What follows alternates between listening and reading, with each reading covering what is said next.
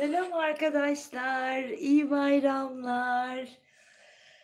Evet, uzun bir aradan sonra buradayım. Bayağı bir süre yoktum. Çok yazdınız, ettiniz. Çok teşekkür ederim ilginize. Ama maalesef, işte, misafirler, bayram telaşı, o nedenle gelemedim, sizlere dönüş yapamadım. Onun için de kusura bakmayın lütfen. Bir saniye şu ayarı yapayım, hemen geliyorum. Tamam. Şimdi evet. Ama şimdi geldim buradayım. Bugün öyle bir ara buldum bu akşam. Hemen, bir açılım yapayım dedim. Özledim sizleri. Umarım bayramınız çok güzel geçiyordur. "Gözümüz yollarda kaldı." demişsiniz. Ben de sizleri seviyorum. Ben de sizleri özledim. Yani bayram telaşı, işte düğünler, müğünler derken anca gelebildim. O nedenle yoktum arkadaşlar. Bu akşam sizlerle tabii ki uzun bir ara verdiğim için, öncelikle, yine böcek açılımı yapmak istedim. Umarım siz de, yani benimle aynı düşüncedesinizdir. Evet, bir böcek açılımla birlikteyiz. Niyetlerimizi alalım lütfen. Ben de zamansız zamana niyetimi alıyorum ve hepinizin en yüksek hayrına olmasını ve sizlere en gerçek, en doğru bilgiyi aktarmaya niyet ediyorum ve mucizelerle diyorum inşallah size bu bayram mucizeleri getirir, güzellikleri getirir. Bize, şans getirsin diye de sizlere bakın bir kuş tüyü ile geldim ama aşk dolu bir tüy diyelim, uğur diyelim. Evet ve böylece açılımımıza başlayalım. Bugün biraz farklı olsun. Hadi bakalım. Kartlarımızı çekmeye başlıyorum ben arkadaşlar. Sizler de o arada tabii aklınızdaki kişiyi bol bol aklınızdan geçirin. Kim için dinleyecekseniz aklınızdan geçirin bakalım. Hepinizin en yüksek hayrına olsun ve başlıyoruz kartlarımızı çekmeye. Hmm, Dolu bir sandalye çıktı ama o sandalyede oturan bir melek. Ama köprüler yıkıldı. Beyaz, yarasa. Ay karma geldi yine. Dog barking. Dragon. Pig. Ve oh, oh, oh, oh. Evet, diğer kartlarımı da alacağım ben. Her karttan alalım. Üçer üçer alalım. Ay, karıştıramıyorum. Kalın geliyor kartlar elime.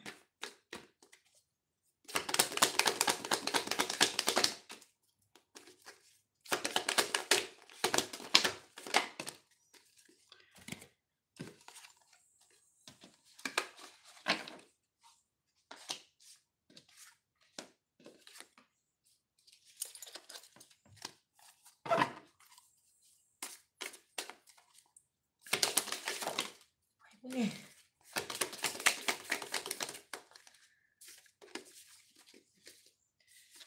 Kayıyor kartlar elimden. Ve uçtu. Bak şimdi nereye gitti? Buldum.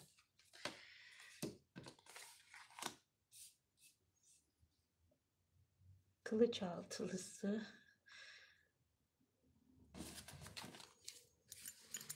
Evet. Şimdi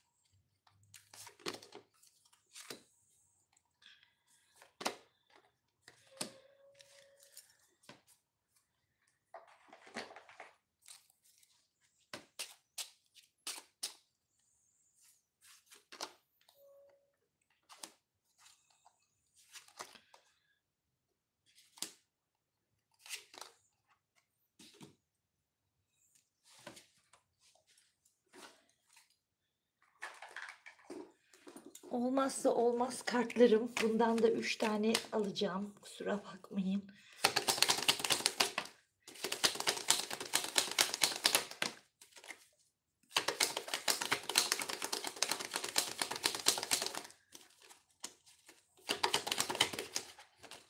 Hop, bu gidiyor artık, gitsin. Durmadı elimde. Gelen kartlarımız tılsım dörtlüsü, ölüm ve değnek altılısı ama arka yüzleri geldi. Ölümün de arka yüzü, hepsinin arka yüzü geldi. Evet, yavaş yavaş başlayalım. Hazır mısınız arkadaşlar? Evet, o zaman başlıyoruz. Neyle başladık? Hayatına birisinin girmesini istemesiyle başladık arkadaşlar. Hayatına diyor birisi girer. Yani karşısındaki sandalyede birisinin oturmasını. Yani arkadaşlar o sandalyenin boş olmamasını ya da boş sandalyeyi doldurmaktan bahsediyor. Aynı zamanda önemli bir mesajdan bahsediyor. Bakın şuradan dedim ya, bir melek oturuyor aslında karşısında. İşte o sandalyeyi doldurmaktan bahsediyor. Ya da hayatına birisini almaktan bahsediyor. Aynı zamanda önemli bir mesajdan bahsediyor. Fakat arkadaşlar bu kişinin uzaktaki bir kişi olduğunu söylüyor. Ya da uzaktan izlediği ya da uzakta yaşayan ya da zihinsel bir mesafe de olabilir. Bu mesafeyi ortadan kaldırmak istiyor. Bakın burada da yazıyor zaten. Yani uzakta olan, uzaktaymış bu kişi ya da işte zihinsel bir mesafe de olabilir. İlla fiziksel mesafe değil de fiziksel bir mesafe. Ah, karıştırdım iyice böyle. Sizin yazdıklarınıza bakınca ne yazıyorsunuz diye ne söylediğimi de. Yani dediğim gibi uzakta yaşayan ya da zihinsel bir mesafe olabileceği gibi bu mesafeyi ortadan kaldırmak istediğinden bahsediyor. Ama maalesef arkadaşlar bu kişiyle arasındaki köprüler yıkılmış olabilir. Çünkü üzerlerinde gri bulutlar var. Aynı zamanda kişinin şu anda yaşadığı problemlerden bahsediyor. Problemler olduğunu söylüyor ve bu kendi problemleriyle ilgili de iyi sonuçlar alamadığını söylüyor. Ve yanına ne gelmiş? Kova kartı gelmiş. Yani sıkışıp kaldığı durumlar olduğunu ve bu durumlardan kurtulma zamanının geldiğini söylüyor. Aynı zamanda yasal bir takım durumlarla da uğraşıyor olabilirmiş arkadaşlar. Evet, o da biliyor ki düşmanları var. Yarasa kartı görüyorsunuz. Evet, kocaman kanatlarını açmış bir yarasa. Diyor ki yani düşmanlarım var diyor. Dikkatli olması gerektiğini söylüyor. Gölgede bekleyen, gizlenen düşmanlarından bahsediyor. Ve arkadaşlar yanına haystack geldi. Biliyorsunuz ki haystack neydi? Karmaydı. Yani bir yandan da kendisiyle yüzleşiyor. Aslında bu yaşadıklarının geçmişte yaptığı hataların sonuçları olabileceğini diyoruz ya. Geçmişte iyi karma ekersen iyi karma biçersin, kötü karma ekersen de onunla yüzleşmek zorunda kalırsın. Aslında karmik bir döngünün içinde olduğunu, karmik bir dönemden geçtiğini görüyoruz. Yani yaşadığı şeylerin aslında hani bir tesadüf olmadığını, bu karmalarının sonucunda demek ki önüne çıkan durumlar olabilir. Ama burada net bir şekilde aslında karma diye kartlar bağırıyor. Ve bunun yanında arkadaşları olabilir. Burada diyor ki zaten Dog Barking'de ne diyor? Arkadaşları ya da akrabaları bu kişiye tavsiyeler veriyor. Dikkat etmesi gerektiğini söylüyor arkadaşlar. Aslında dostça tavsiyelerde bulunuyorlar bu kişiye. Aslında kendisini kandıran bir kişiden bahsediyoruz. Yani bu kişi biraz da böyle kendini kandıran. Çünkü neden? Kibirli bir insanı veriyor burada. Kendisini çok önemsiyor ama insanlar onu öyle görmüyor. Yani bir illüzyonun içinde yaşıyor. Yani burada da der ki sen, ejderha kartı geldi ya, bakın size de göstereyim. Burada. Burada ne der biliyor musunuz? Yani aslında hani bir illüzyonun içinde yaşadığını, buradaki sen gerçek bir ejderha değilsin diyor. Yani sen gerçek bir ejderha değilsin. Ejderha değilsin. Sadece bir karikatürsün ve kendini kandırıyorsun. Yani acı da olsa artık gerçeklerle yüzleşmelisin ve ona göre davranmalısın diyor burada. Yanına da domuzu atmış. Domuz nedir? Açgözlüdür, değil mi? Açgözlü bir hayvandır. Yani sürekli yemek yani derdindedir.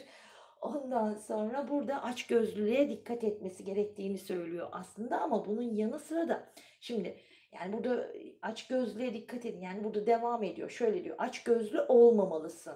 Aynı zamanda sana zarar verebilecek insanlara karşı da dikkatli olmalısın diyor. Yani dikkatli olması konusunda onu uyarıyor.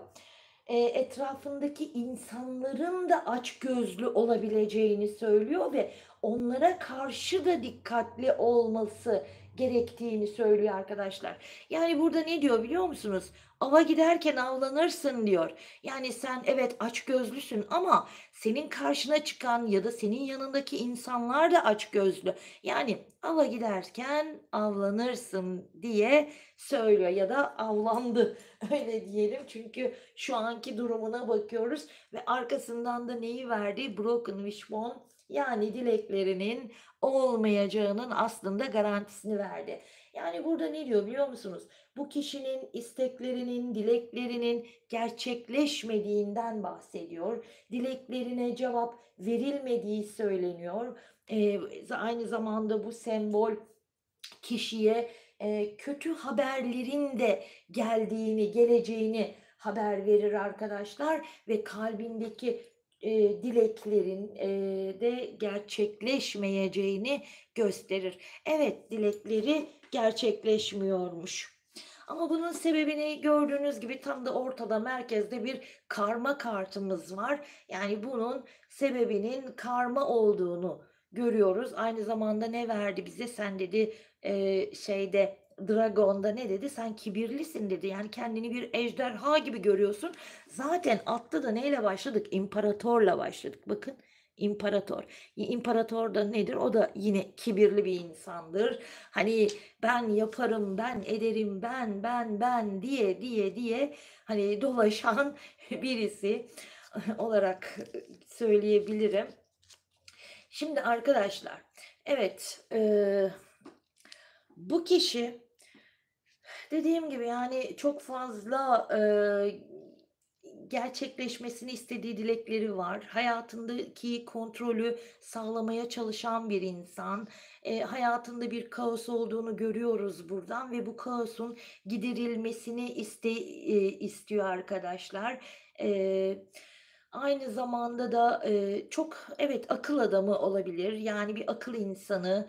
Yani aklıyla hareket etmiş olabilir bugüne kadar ya da öyle olduğunu zannetmiş de olabilir. Ama hayatında, bir kaos var aslında ve bu kaosa da, bir kadının sebep olduğu bir kaostan da bahsediyor. Arkadaşlar burada, hani, boş sandalyeyi doldurmak istiyor dedik ya, bu kişi siz de olabilirsiniz. Çünkü neden? Eğer, yani, burada bir karma oluşturduğu bir kişi aslında bu kişi. Yani o koltuğa oturtmak istediği kişi, orada zaten o bir melek resmedilmiş, iyi niyetli ya da, işte, kandırılmış bir kişi olabilir. Bu kişi tarafından kandırılmış bir kişi de olabilir.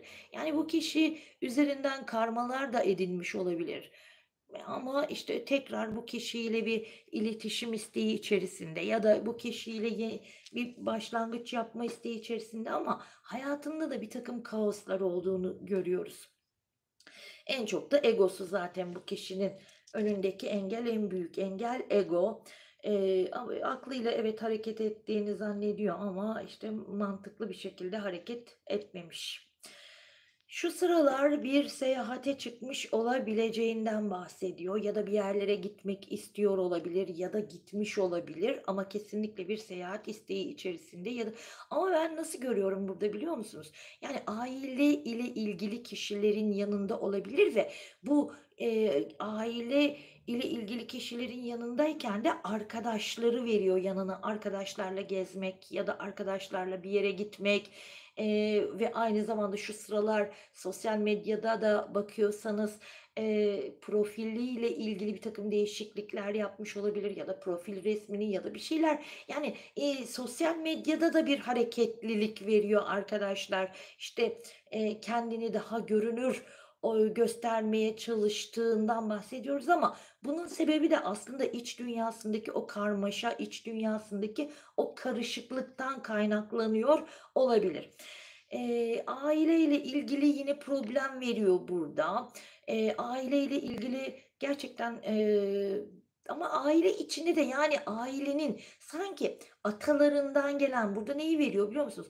Geçmişle ilgili birtakım durumlardan bahsediyor ama ailesinin, hani, ailede, işte, büyükleri olabilir, aile büyüklerinden birisinin karması nesilden nesile de geçmiş olabilir ama bu kişinin üzerine aileden gelen bir karma olabilir arkadaşlar. En çok onu, hani, çok etkileyen bir durum olabilir.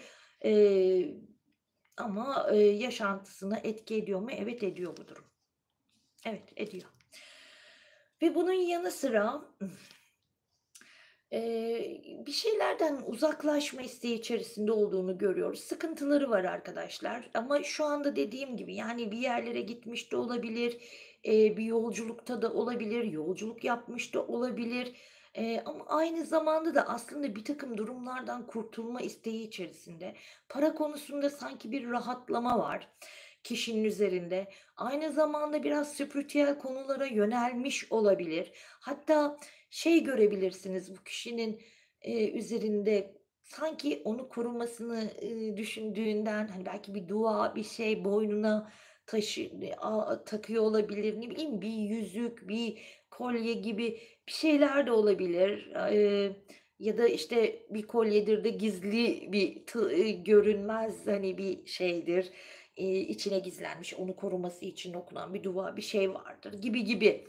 Ama bir koruma enerjisi altına girmiş arkadaşlar bu kişi. Kendisini korumaya çalıştığı bir enerjide. Hedefleri var ve bu hedeflere ulaşmak için, gerçekten mücadele ediyor, etmiyor değil. Mücadele ediyor ama bu kişinin en büyük hatası ne biliyor musunuz? En büyük hatası, yani karmaları, karşı cinse, çok fazla odaklanmış olması. Yani, karşı cinsten zaten gelen çok büyük karmaları olabilir ama, şöyle söyleyeceğim size, burada, sadece siz, hani, şey düşünebilirsiniz, yani, benden birtakım karmalar edindi diyebilirsiniz ama ben öyle görmüyorum arkadaşlar. Ben burada, dedim ya size, atalarından gelen o karmalar artı sizden hariç gelen ağır karmalar, yani sadece siz değilsiniz. Hatta ve belki de daha ağır bir karma bırakmış olabilir geride. Çok daha ağır karmalar. Hani, evet, herkesin acısı kendisine büyüktür. Belki siz, hani, benden edindiği karma çok büyük diyor olabilirsiniz ama ben de diyorum ki geride çok daha büyük karmalar var arkadaşlar. Hatta burada şimdi hepsinde değil ama tabii birçoğunda çocukla ilgili de karma var. Bunun, yani, çocukla ilgili karma nasıl olur? Şu an düşünüyorum, bilemiyorum ama, yani, çocukla ilgili karma veriyor. Yani, bilmiyorum, yorumu size bırakıyorum. Çocukla ilgili karma ya da çocuklukla mı ilgili? Çocukluğu ama nasıl olur? Yani, çocukla ilgili karma var arkadaşlar. Burada yorumu sizlere bırakacağım ben. Bu beni biraz şey yaptı, nasıl bir karma bu diye. Dediğim gibi, yani, sadece sizden gelen değil, emin olun, geriden birçok, karması var bu kişinin. Ama, dediğim gibi, işle ilgili de, bir iş teklifi almış olabilir ya da bir iş değiştirme isteği içerisinde olabilir ya da bir yerden bir yere gitmek istiyor olabilir ama, hani, özellikle bir yerden bir yere gitmek istiyor olabilir dediğim kişiler hava grubu olabilir. Özellikle hava grubundaki kişiler için dinliyorsanız, eee hava grubundaki kişilerde özellikle yer değiştirme ihtiyacı olabilir ya da isteği olabilir. Uzaklaşma isteği olabilir. Hatta bu yurt dışı bile olabilir arkadaşlar.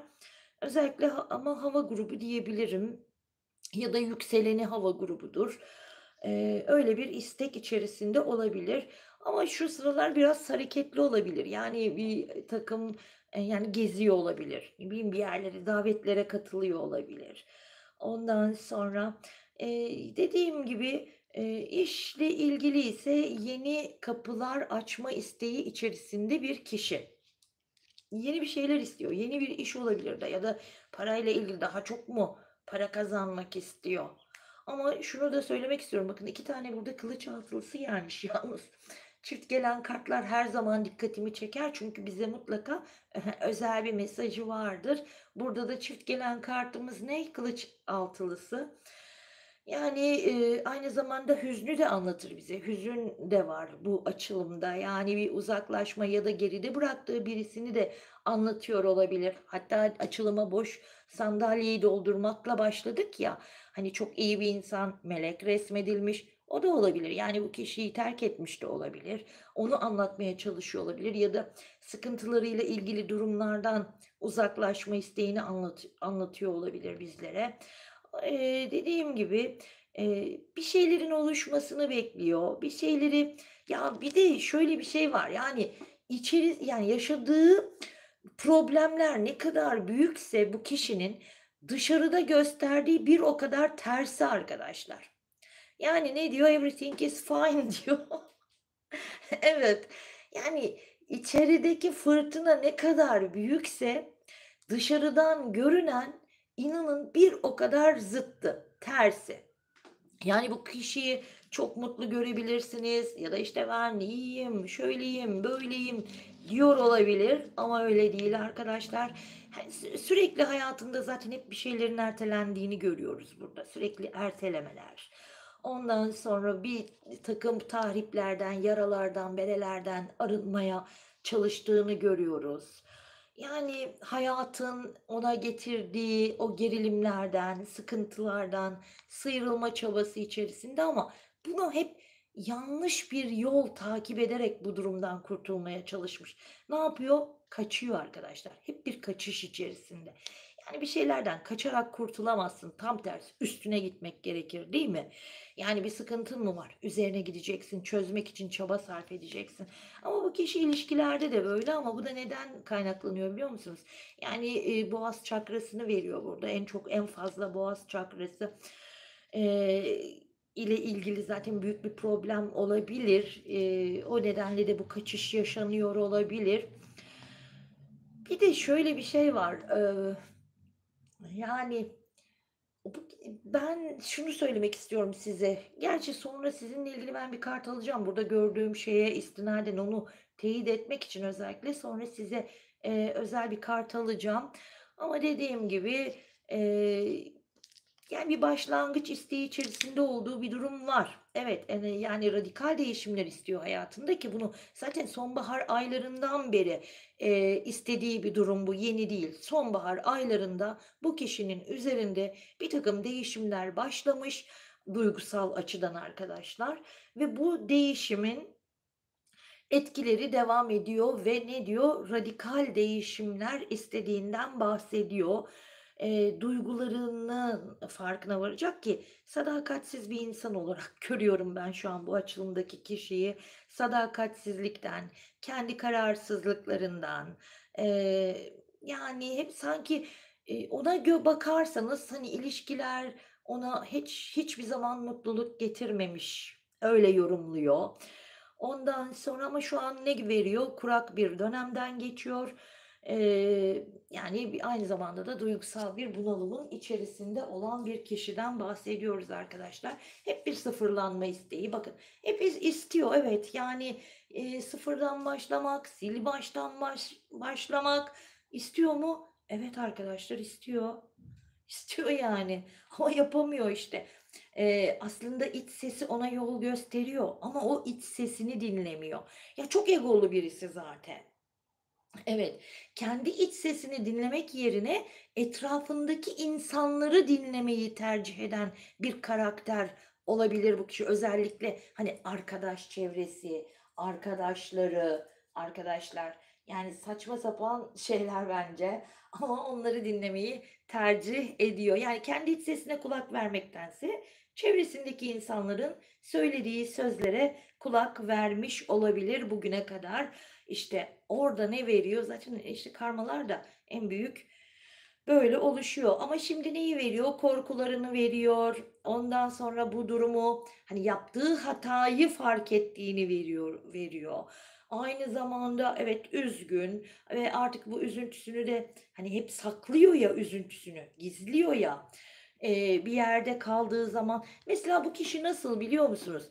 Bir yeri güvenli gördüyse arkadaşlar orada kalmayı yani oradan kolay kolay çıkamaz.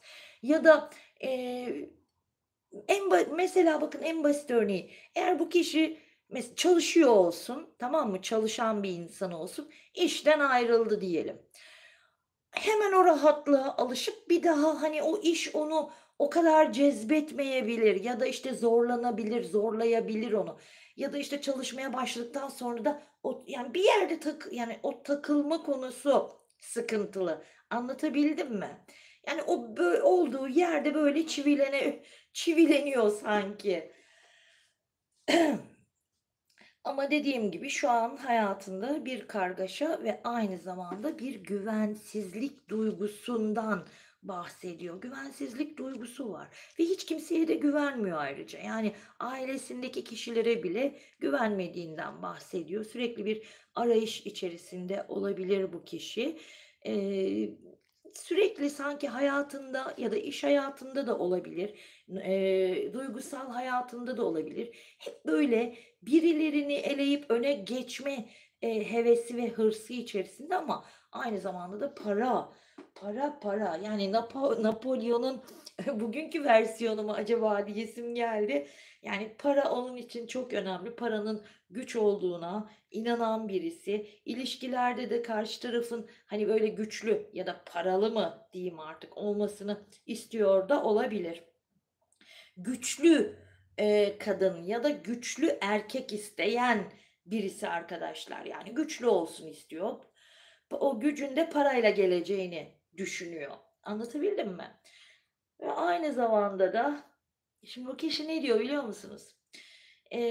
Bir yani karşı cinsten birisini istiyor ama nasıl istiyor biliyor musunuz? O karşı taraftan istediği kişinin ona aynı zamanda güven ve huzur vermesi gerekiyor. Ama her zaman da ne olmuş? Hep karşı cins bu kişiye emek, büyük bir emek ve fedakârlık göstermiş ve özellikle bir kişi arkadaşlar, tabii ki bu siz de olabilirsiniz. Bir kişinin özellikle çok büyük emekleri ve fedakârlıkları olmuş, çok fazla güvenmiş ama bu kişinin, güvenini suistimal ettiğinden bahsediyor. Yani her yaptığı fedakârlığa karşı o kişiye büyük acılar yaşatmış. Yani burada gerçekten ruhsal bir bağlantının olduğunu söylemek istiyorum. Gerçek bir bağlantı, ruhsal bir bağlantı var. Evet, burada gerçekten bir aşk, bir sevgi var ama ne olmuş biliyor musunuz? Tek taraflı olmuş olabilir. Yani, bu kişiye verilmiş büyük bir aşk, bu kişiye verilmiş büyük bir sadakat ya da, işte, emek ya da ne bileyim fedakârlık gibi durumlar olmuş olabilir ama bu kişiye kim yaptıysa şu an onu düşünüyor zaten. O düşündüğü kişinin iyi niyetini suistimal ettiğini de düşünüyor. Hatta bu kişiyi nasıl tarif ediyor onu da size anlatabilirim aslında. Bu kişiyi aslında bir aşk insanı olarak görüyor. Her zaman hani tebessüm ediyor olabilir, yüzünde bir gülümseme olabilir ya da mağrur bir ifade olabilir. Hatta enerjisiyle başka insanları etkiliyor olabilir. Bakışları üstüne çeken birisiymiş onun gözünde ve bu kişi Hani, kolay kolay böyle herkese aşık olmaz diyor. Yani, kolay aşık olması hiç kolay değil diyor ama bir kere de aşık olursa diyor, aşkı için her şeyi yapar. Herkesi karşısına alabilir ve ona kendisini adar dediği birisinden bahsediyor. Ama çok takıntılı olduğunu söylüyor. Bakın ben, hani, şu an bunları söylüyorum size net olarak. Hatta diyor ki bu onu yani takıntılı olduğunu düşünüyor. Takıntılı sevdiğini söylüyor.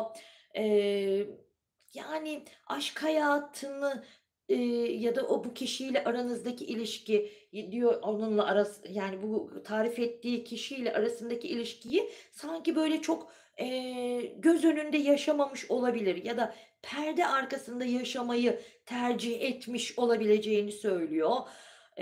Yani ama aslında o kişinin çok özel bir insan olduğu. Yani burada aslında bu kişiyle arasında bir ruhsal bağlantı olduğunu hissediyor arkadaşlar. Yani bu kişiyle arasında bir bağlantı var mı? Evet var. Yani hem de sağlam bir bağlantı var. Evet. Yani, ama işte burada problem ne biliyor musunuz? Bu kişi diyor ki sizin aklınızdaki kişi yani, onun beni ne kadar çok sevdiğini biliyorum. İşte, geride bıraktığı kişi, çok sevdiğini, yani, tarif ettiği kişi aslında bu geride bıraktığı kişi. Ama şu an o daha yeni bu kişiyle arasındaki o ruhsal bağlantının olduğunu hissediyor. Ama buna sebep de ne biliyor musunuz? Evet, kendi yaptığı hataların yanı sıra, eee sanki, hani, çok fazla seçenek olduğunu düşünmüş olabilir. Yani, etrafında çok fazla seçenek var. İşte, sanki tamam, seçenek olabilir. Herkes için seçenek var ama, yani, sadece, işte, onun yanıldığı nokta, hani, onu kendi açısından bakıyor. Egolu ya, hani, hep ben diyen birisi ya arkadaşlar. O nedenle o diyor ki, yani, benim diyor etrafımda diyor o kadar çok seçenek var ki, yani, o yüzden o gözle bakıyor. Hâlbuki herkesin etrafında çok seçenek var. Hatta öyle değil mi yani insan istedikten sonra? İşte, maalesef erdem meselesi bunlar. Ay, yani ama, o daha yeni bu durumun farkına varmış. Daha yeni, aranızdaki bu kişiyle arasındaki o ruhsal bağlantının, bu aşkın bir tesadüf olmadığının yeni yeni farkına varmış arkadaşlar. O daha yeni bu etkileri yaşıyor. Ama işte şu an dediğim gibi, hani, bir yerlere gitmiş olabilir, ya da bir tatil, bir şeyler ya da ama aile veriyor yanına, yani ailesinin yanında da olabilir arkadaşlar. Ve, bunun yanı sıra da bir ilerleme yok bu kişinin hayatında. Her şeyden önce onu size söylemek istiyorum. Hayatında evet, bir ilerleme olmuyor çünkü kendisi aslında zor bir insan, tamam mı? Eee, inatçı, tedirginlikler var hayatında. Yani biraz da parayla ilgili sanki böyle çok hazır yemeği mi seviyor, yedikleri mi bitti artık yani ya da parayla ilgili konulara mı takıldı? Paraya olan bir saplantıdan bahsediyor çünkü. Yani aşırı derecede paraya olan bir saplantısı var. Paraya duyduğu aşk hani, böyle, şey, aşkından daha önemli onun için. Çünkü dünyadaki elde edebileceği her şeyi ancak parayla elde edebileceğinden bahsediyor sürekli ve sürekli. Ama arkadaşlar ne yaparsa yapsın olmuyor. Bakın ölüm kartı da güm diye geldi. Arkasından değnek atılsa ama tersi geldi. Evet, yani. Yani ne yaparsa yapsın bir şeyler olmuyor ki bu kişinin. Yani olmuyor. Bakar mısınız? Ölüm. Yani ne der o tersi biliyor musunuz? Yani sen gönül rızasıyla yapacaktın diyor bir şeyleri ama yapmadın. Yani gönül rızasıyla yapmadıysan ne yapıyor bu sefer? Sistem ona zorla yaptırıyor arkadaşlar. Mecbur bırakıyor bir şeyleri yapmaya. Yani mecburen yapacak ama bu kişinin bir kaza tehlikesi de olabilir. Yani bir şeyler yani bir şey var ama yani kurtuluyor. Ama orada bir, sıkıntılı bir durum var arkadaşlar. Bilmiyorum yani söyleyip söylemem arasında kaldım ama Yani bir kaza olabilir, ne bileyim, bir şeyler yaşayabilir. Bu kaza illa böyle büyük bir kaza olacak değil ama yani ufak da olsa bir kaza ihtimali var. Eee, ve bunun yanı sıra dediğim gibi, yani, bir şeyler yaşayacak ama bu durum da ona acı verecek. Hem de sağlam acı verecek. Evet. Korku, vesvese, bakın kanlar içinde verdi burada.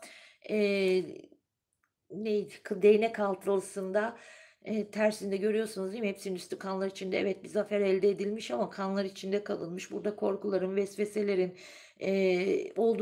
olduğundan bahsediyor ama aynı zamanda zorbalıktan da bahsediyor arkadaşlar. Burada bir şeylerin, yanlış yönlendirildiğini, bu kişinin yanlış bir takım şeyler ile yaptığını ya da, işte, yanlış yolda ilerlediğini, anlatıyor. Ekonomik olarak da ekonomik durumunda da aslında çok net idare edebildiğini söyleyemeyeceğim. Çok fazla para, karşı tarafa diyeceğim artık ya da karşı cinse mi, parayla ilgili birtakım problemler yaşamış olabilir ya da yaşıyor olabilir. Çünkü gündeminde onu da veriyor. Ekonomik durumunu yanlış kullanıyor, yanlış yönlendiriyor arkadaşlar ve bu nedenle de bir sarsılma yaşanıyor. Yani hareketlerini ve davranışlarını diyor denetleyemiyor diyor kısacası. O nedenle de, yani sıkıntılar yaşadığından bahsediyor. Zaten yukarıya da baktığımızda şeyde de var. Şuraya da bakar mısınız? Yani İskambil'de de ne var verdi? Eee, maç ağası. Maç ağası neyden bahseder bize? Maç ağası arkadaşlar şanssızlığı anlatır. Bakın. Yani şanssızlıktan, hatta ölüm kartına eşit bir karttır biliyor musunuz? Aslında ölüm kartını da çift geldi diyebiliriz. Nasıl biraz önce kılıç, altılısı çift geldi dedik. Bence ölüm kartı da çift geldi. Sonuçta bir maçasımız var, bir ölüm kartımız var. Yani, mutsuz sonları anlatır burada aynı zamanda bu 2 kart. Yani ne yaşıyorsa yaşasın şu anda bir mutsuz sonun içerisinde ya da mutsuz bir sonla sonuçlanacak bir gidişatın içerisinde olabilir. Ama dediğim gibi, yani, şanssızlık diz boyu gidiyor kişinin, hayatında ki burada mutlu olmak isteği içerisinde bir evlilik de yapmış olabilir ya da üçüncü bir kişi hayatına almış olabilir gibi gibi ama buraya araya birisini sokmuş olabilir bu kişi arkadaşlar. Bakın, maç ağasının yanına atan karta bakın. Yani üçüncü bir kişiyi almış olabilir. Bu da aşkla ilgili olabilir ya da bir ilişki olabilir. Anlatabildim mi? Yani mutlu olmak için, olabilir ama burada ne veriyor? Kötü bir dağılış var. Bu kötü dağılışta neyi sonuçlandırıyor bize? Yani duygusal problemleri, bir çöküşü, eğer hayatında birisi varsa, işte, ya da, işte, dediğim gibi böyle bir durum yaşanıyorsa o kişiyle ilgili kafasında deli sorular ve şüpheler olduğunu ya da bir ilişkisi varsa 1000 tane, işte, şüphe var bu kişiyle ilgili kafasında arkadaşlar. Yani, mutlu olmayı beklerken, işte, kafasında deli sorularla böyle yaşamak zorunda kalmış olabilir. Kalsın. Kalsın. Evet. Yani evlilik yapmış olabilir diyor burada hatta kart. Yani ya da evliliğe doğru gitmiş olabilir ya da arkadaşlar evlenecek kişi olarak birisini görmüş olabilir. Ha, bu sizi bu konudan soyutlamış olabilir ya da size çünkü burada karmalardan sonra, yani, arkadan gelen kartlara bakıyorsun. Diyor ki, yani, sizi bu konunun dışına itmiş olabilir. Anlatabildim mi? Ya da, işte, ya, çok özür dileyerek söyleyeceğim ama, yani, sizi layık görmemiş olabilir bu duruma ve bunun sonucunda da o olmuş ne diyeyim, yani. Oturup üzülecek hâlimiz yok ki arkadaşlar. Yani, her ne kadar o şansı elde etmeye çalışmış olsa da burada şanssızlığı onun hayatına mühürlüyor kartlar. Yani üzülecek hiçbir durum yok. Gayet de güzel ama dediğim gibi bu geride bıraktığı kişiyle ruhsal bağlantısı var. Bu siz olabilirsiniz. Yani oldukça fedakârlık yapmışsınız ama başlarken de zaten geride bıraktığı bu kişi kimse yine ondan bahsetti ve bu boş sandalyenin doldurulmasını istedi. Evet, biz de ne yapıyoruz arkadaşlar? Diyoruz ki mühürledik, aldık, kabul ettik. Mühürleyin arkadaşlar. Mühürleyin onun hayatına. Evet, şimdi sizin için de bir kart alacağım ben. Merak etmeyin. Hadi bakalım. Hemen bakalım, bakalım, bakalım.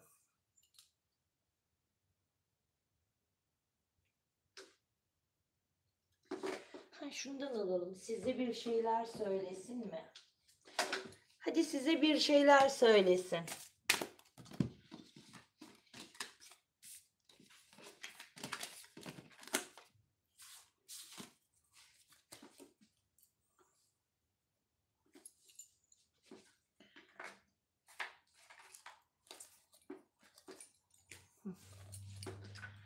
Tamam. Önce size bir şeyler söylesin. Ondan size geliyor bu.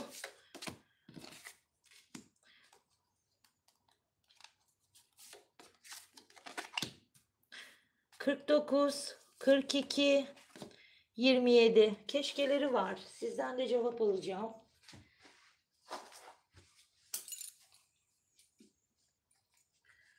Sizden de cevap alacağım arkadaşlar. Ay, alamadım. 50, 40. Ay, 40.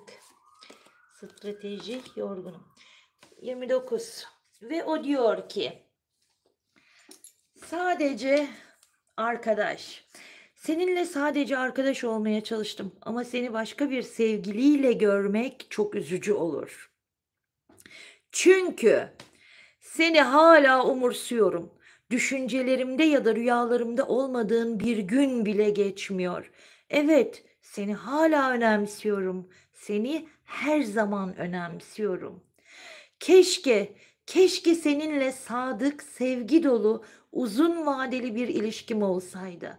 Bunu şu anda her şeyden çok isterdim. Ve siz cevap veriyorsunuz. Seviyorsun, biliyorum. Beni sevdiğini biliyorum ama bana artık bilmek yetmiyor. Bunu artık duymak, yaşamak ve hissetmek istiyorum. Senin de kendi seninle kedi fare oyunlarından sıkıldım. Artık daha net ilerleyelim istiyorum. Yani strateji istemiyorum diyorsunuz. Çünkü yorgunum diyorsunuz. Çok yorgunum. Bu bağlantıya çok fazla enerji ve zaman harcadım ve bu anlamsız geliyor. Evet. Evet arkadaşlar, aldık, kabul ettik ve öyle de oldu diyorum. Sizlere bu akşamlık bu kadar diyeceğim ama demeyeceğim. Durun. Bir soru sorun ve evet hayır bakalım ne verecek sorunuza. Bir soru sorun aklınızdan geçen. Şu kartlarımı alayım. Şunlardan yapalım.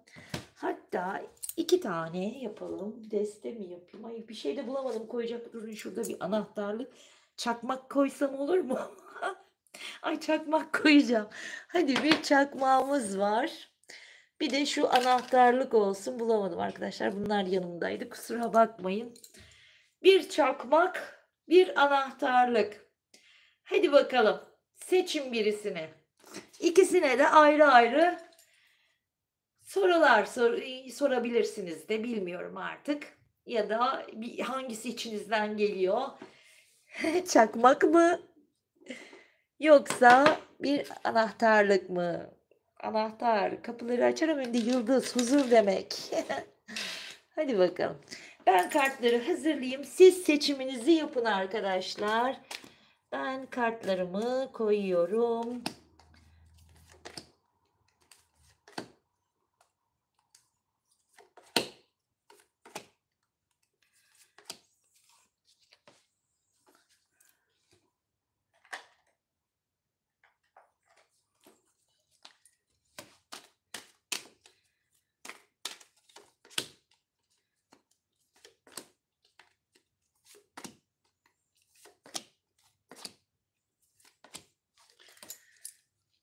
Evet. Yıldız mı? Pembe mi diyeceğim?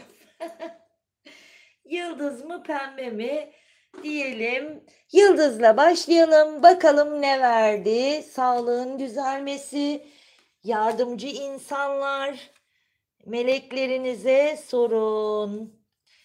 Ve anahtara anahtar geldi. Bakın. Tutku kitap. Ay burada bu yıldız çok güzel. Yıldız muhteşem verdi. Arkadaşlar burada bir iyileşmeden söz ediyor. Ama bununla ilgili evet bir destek alıyor olabilirsiniz, almış olabilirsiniz. Ya da arkadaşlarınız, aileniz, eşiniz, dostunuz bilemiyorum ya da en samimi arkadaşınız size yardımcı oluyor olabilir. Çünkü burada yardımcı insanlar ama burada yardımcı insanlar derken şimdi hani böyle yorumlayabiliriz diye yanına da meleklerinize sorun dedi. Yani ruhani boyuttan bir yardım olabilir bu. Yani destekleniyor olabilirsiniz. Evet. Yani çok güzel verdi. Yıldızı seçenler artık ne sorduysa çok güzel bir cevap verdi. Aynı zamanda kitap, tutku ve anahtar. Kitap bilgeliği anlatır arkadaşlar. Yolunuzun aydınlanmasını anlatır. Öğrenmeniz, bilmeniz gerekenlerin artık o bilgilerin size aktığını, akacağını, size söylenen her şeyin gerçek olacağını. Çünkü size karşı açık konuşan, açık açık ya da bu kişi size karşı daha önce net değildi, açık konuşmuyor olabilir. Ama artık ne diyor? Sana söylenen her şey gerçek. Açık konuşan birisini dinliyorsun diyor. Ama bunun yanı sıra da neyi verdi? Tutkuyu verdi. Ama şu an aranızda bir takım engeller olabilir. Bakın kartta da arada demir parmaklıklar var ama orada inanılmaz bir tutkudan bahsediyor. Öyle böyle bir tutku değil arkadaşlar. Yani muhteşem bir tutkudan bahsediyor ama anahtar koyduğumuz anahtarlık koyduğumuz bir yere de anahtar geldi. Yani anahtarlığı bu anahtarlığa takabilirsin diyor. Çünkü anahtar kimin elindeyse arkadaşlar ona seçim şansı verir, değil mi? Yani artık bu dört duvar arasından kurtulmayı anlatıyor. Yalnızlık diyor senin peşini bırakıyor ve anahtarın yönüne bakın tutkuya doğru ve gerçek hani net bir aşk, net bir sevgi öyle gizliliğin, yalanın, dolanın, riyanın olmadığı yöne doğru bakıyor ve burada ne diyor? Dediğim gibi dört duvar arasından artık kurtulduğunuzu, yalnızlık yok. Evet, yani büyük bir, aynı zamanda her şeyi, yani her şeyi öğreneceksiniz. Sır diye bir şey kalmayacak diyor ama anahtar kimin elindeyse seçme şansı onundur der arkadaşlar ve bu sizin, yani sizin. Yani o şans size verilecek arkadaşlar. Ay ben anahtarlığınkine bayıldım. Bakalım şeyde ne çıkacak? Bakalım. Pembede ne çıkacak? Pembede bu ne ya? Evet evet evet. Uzak ihtimaller evete dönüşüyor. Dük, çocuk, emek. Burada çok emek verilmiş bir durum söz konusu olabilir. Ne sordunuz ki böyle çifter çifter evetler geldi. Evet evet evet evet. Ya ama çok fazla emek vermiş olabilirsiniz. Çocukla ilgili konular var burada ama Dük'ün yanına geldi. Şimdi şöyle anlatabilirim onu. Şimdi ne sorduysanız çocukla ilgili bir konu olabilir ya da bu kişinin hayatında çocukla ilgili bir konu olabilir ya da bu adamın ya da bu kadının çocukla ilgili bir sır ya da size karşı. Çünkü Dük nedir biliyor musunuz? Hani sırları falan söyler ya. Çocukla ilgili bir takım sırrı da olabilir ya da sizin çocukla ilgili ya bir problem de olabilir. Anlatabiliyor muyum? Siz artık bu maskelerin düşmesini istiyor olabilirsiniz. İhanet yaşamış olabilirsiniz. Ondan sonra artık bu ihanetin bitmesini istiyor olabilirsiniz. Çünkü neden çok fazla emek. Aslında bu yaşadıklarınızı neden yaşamış olabilirsiniz biliyor musunuz? Çok fazla, haddinden fazla emek vermişsiniz, haddinden fazla değer vermişsiniz arkadaşlar. Eee Yani, çok uzak olma ihtimal olarak gördüğünüz birtakım durumlar karşınıza hiç de uzak değil diyerek evet, evet bağırarak geliyor olabilir ama, burada aslında büyük bir aşk, tutkulu bir, ilişki de olabilir. Ama hep gizliliği anlatıyor. Yine gizli tutulmuş da olabilir arkadaşlar ama çok fazla emek var ama sizin bu aklınızdaki kişinin sırları da varmış maalesef. Bu desteği tutanlarda sırlar da var. Ondan sonra çok fazla maske takmış olabilir bu kişi. Size, çok tatlı dilli birisi olabilir, çok nazik, çok görünüyor olabilir, ne bileyim, yakışıklı olabilir ama, o ne diyor biliyor musunuz? "Benim peşimde, o" diyor. Yani, diyor açılımda da verdi ya, kendisini çok şey, alternatifleri çok olduğunu düşünmüştü. İşte o kişiyi anlatıyor aslında. Ama herkesin alternatifi var canım, sadece onun mu? Yani bir de öyle düşünmek lazım ama o sadece kendi açısından baktığı için öyle düşünüyor. Ama şeyi seviyor bu kişi, yani yasak ilişki yaşamayı seven bir kişi olarak veriyor. Ama arkadaşlar işte bu kişiyle ilgili bir iyileşme istediyseniz de burada kartlar size diyor ki evet, evet, evet, evet, evet. Evet, aldık, kabul ettik ve öyle de oldu diyerek bu akşamki açılımımı burada bitiriyorum arkadaşlar. O zaman ne diyoruz? Şimdilik kendinize çok iyi bakın. Sevgiyle kalın. Hoşça kalın. Ha, bu arada beğendiyseniz beğenmeyi unutmayın. Beğenmediyseniz de canınız sağ olsun ne diyeyim. Ama beğendiyseniz like atın lütfen. Evet. Peki teşekkür ediyorum. Hoşça kalın. Tekrar iyi bayramlar.